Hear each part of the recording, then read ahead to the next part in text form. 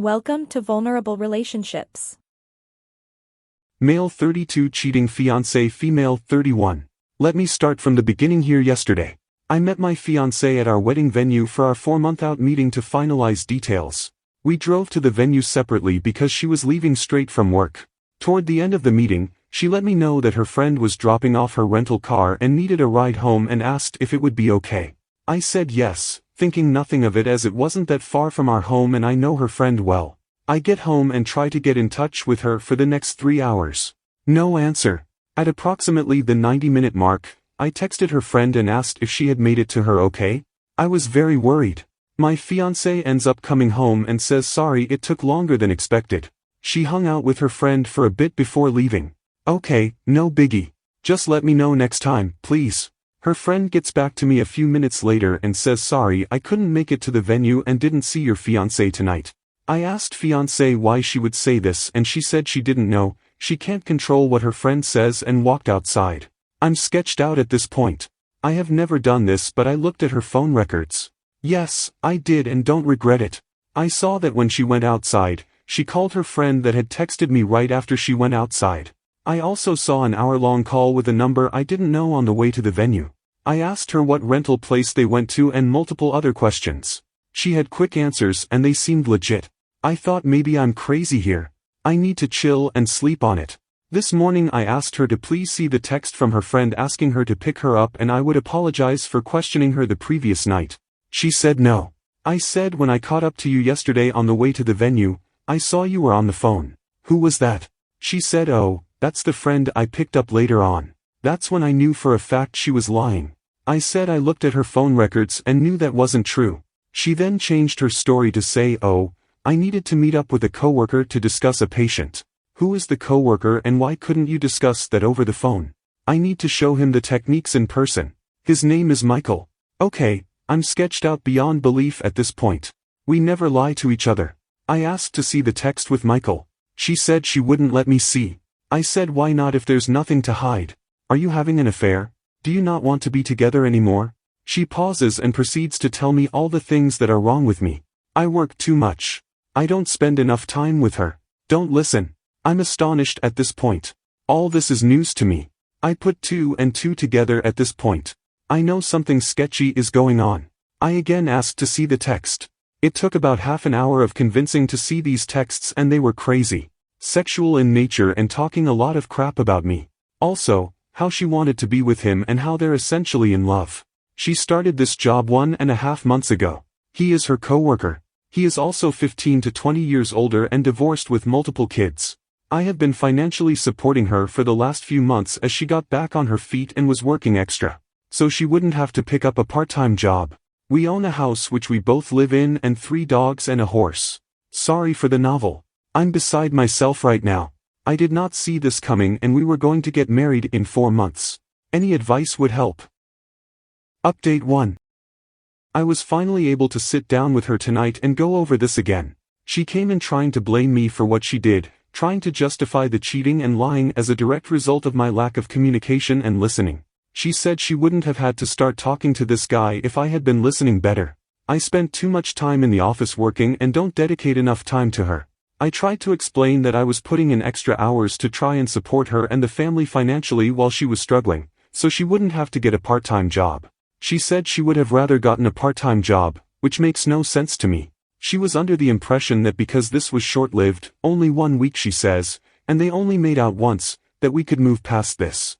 When I brought up the texts where she was trashing me and talking sexually with him, she deflected hard, and I got nowhere with that. I told her that I'm not the reason that this is happening. She went too far and should have communicated with me or thought about the implications first. That I can never trust her again, and this is all because of her actions.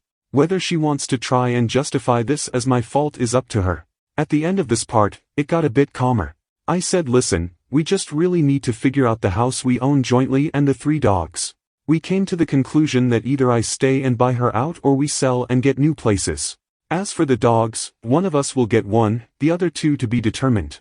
So that's where this left off tonight, and we'll continue to keep you all posted on progress. Curious what you all would do about the house financially. I can support it alone, but it is nearly 3,000 square feet and 5 acres of land, which was bought solely to have her horse. She is taking the horse when she leaves and boarding it in a barn. Update 2. Day 3. I was able to sit down and have a 3-hour conversation with her tonight. We talked about our relationship and what led to what occurred. It started with her telling me what I did wrong in our relationship: lack of communication, spending too much time working, and always being on my phone. I don't disagree with any of these things. My mindset behind working so much was to support our family. I run an e-commerce business on the side and I'm a one-man customer service center, and deals happen 24 hours a day. I'm never not on the clock. I could have certainly been better about setting my phone aside and responding to people the next day. The lack of communication was on both ends, and a prime example of this is the fact that I was unaware she was unhappy with any of this. It was never communicated to me. She said she felt I would have gotten upset if she told me, but never gave me the chance to work on it. I'm not a perfect person by any means, and many times I do or say things that are misinterpreted by her as rude. An example of this is a week or two ago when I was trying to help her with a budget to get her finances on track. To note, I work in the financial industry and do this for clients all the time. So I mentioned that she owed me maybe $1,000 and she would get that back to me next paycheck. I said something like, "I think it's a little bit more than that. Let's go through the transfers I have made to our joint account." It ended up being over $5,000.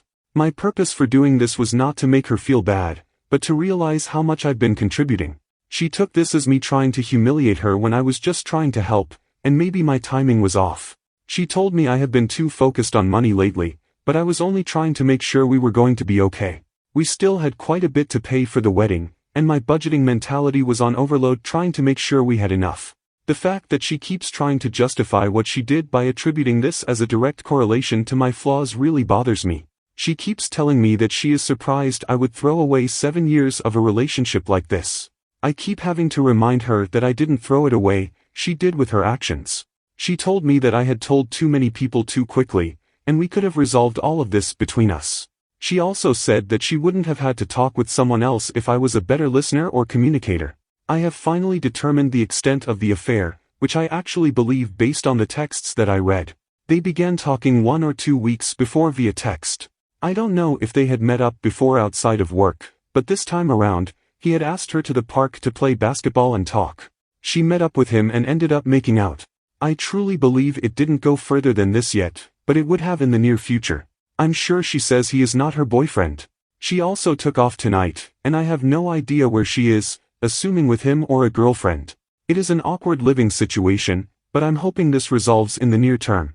I do think she wants me to get back with her and try to repair this. I think that the main issue was a lack of communication that manifested for a long time. We got into a routine, lived our boring simple life, and meanwhile, this problem was never discussed and grew over time. She acted out instead of talking to me and also lied to my face and talked a lot of crap about me behind my back. She can be very sneaky, and I don't think I can fully trust her again. Obviously, ending things would be the easiest thing to do, but I don't think I would ever truly be happy. Understanding the root cause has helped me feel better. If nothing else, it will allow me to address my personality flaws and communication issues and see things from another perspective. I started hitting the gym today and will keep a routine going. I also plan on picking back up and studying for my CFP designation. I took the week off of work to focus on my mental health. Today I called the wedding venue and officially cancelled the date. We were able to get some money back but lost a bit unless the date can be resold to another couple, which is unlikely. I also spoke with her parents again to keep them apprised. They live far away, and I am sure they are worried sick. I continue to let them know everything is fine and calm, and they don't need to worry about their daughter. I did some research, and with interest rates where they are today, I will not be able to find a comparable house for the mortgage I pay for this. I can barely find an apartment for less nowadays.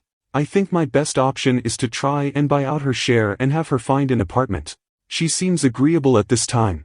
We will have an appraiser out to assess the value and see what half of the equity would be and if that is doable for me. My questions to you all are, does this change your mind at all about the situation? Am I handling this properly? If not, what should I be doing differently? Update 3. It's been nearly a month since this whole situation went down, and I owe you all an update. It's been a very busy, emotional, and eventful month, so I'm not going to lie. The few days after this happened to me, I was a pathetic mess, groveling to get back with this cheating person. It's embarrassing to admit, but it happened, and it was all part of the process of moving on. While in this vulnerable state, I tried everything I could to do things right to make things better, but nothing worked. I was actually told that she had to make a decision, me or him, and she did the right thing choosing him. I think that's when I woke up and realized I had let my self-worth go down the drain, and I needed to take a step back and really focus on me and what was best for me. It is hard after 7 years of doing everything for someone else to focus on your own needs, but that's exactly what I've been doing since. I moved our joint savings accounts to my individual checking account. I did the math of what was owed to me and transferred half of the balance back to the joint account for her to take. I have been working out every day since this happened. It makes me feel good not only to improve how I look but also helps me continue to think clearly. I've gone suit shopping, for a massage, out with friends and family. Not only was this relationship isolating me from my friends and family, which should have been a huge red flag, but I never did anything for myself. My enclosure is just not something I would do. I was always worried about providing for my significant other and animals. I've been seeing a therapist for the first time in my life on a weekly basis. It helps me talk things out in my decision-making. It is something I will probably continue to do after the situation resolves, just to continue to improve myself. Now for the bigger items. I'm still living in the house with my ex. She is sleeping in the guest bedroom, and we are at a point where the only communication is, "Did you feed the dogs?" I think she is a terrible person, and no matter what I say, in her mind, this is my fault. To accuse someone of being a bad communicator and then use that as an excuse to then not communicate her feelings to me, she is being a hypocrite and unreasonable. I stopped bothering trying to reason with her because she is unreasonable. I have been keeping the ball rolling with listing our house for sale. I contacted an agent, had them come, and was happy with the proposed sale price. She then requested that I contact 2 other agents and get their opinions, one of which was recommended by her friend. Yes, I made all the calls, set up all the appointments, and met with these people. This is how the relationship always was, and even though it's not fair, I have been willing to do it all to get the hell out of here. After meeting with all 3, we ended up going with the first agent. Pictures were taken on Sunday, and the house was listed for sale Sunday night. An open house is scheduled for next Saturday, and we're already getting a lot of attention on the real estate sites. She will be taking the horse to a barn somewhere, yet to be determined. I had a conversation about the dogs and offered to take one or none. She said she would take all 3 of them to keep them together. They were a happy bunch, and I don't want to fight over taking one if that will break them up. It also selfishly allows me to pursue a clean start. Unexpectedly, I met someone about a week ago that I've been spending quite a bit of time with. I have no false expectations here, but I'm enjoying hanging out with her. She's been through a similar situation in the past and has been helping me through this. It's really eye-opening speaking with a kind, thoughtful, and independent woman. It makes me realize what a narcissist my ex was, completely self-centered, dependent, and manipulative. I should have listened to the warnings from family and friends long ago.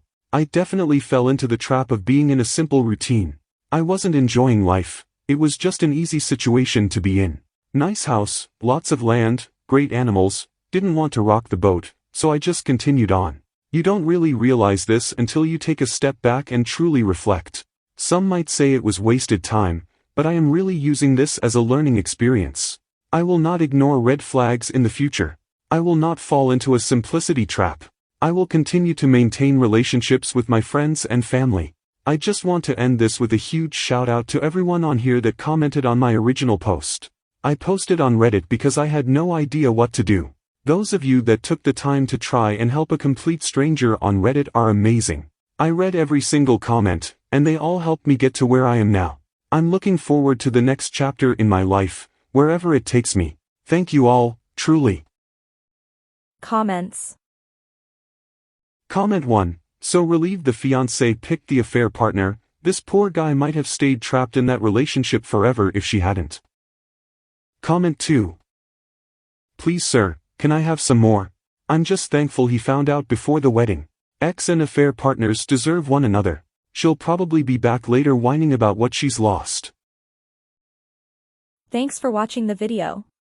Please consider leaving a like and subscribing. See you in the next video.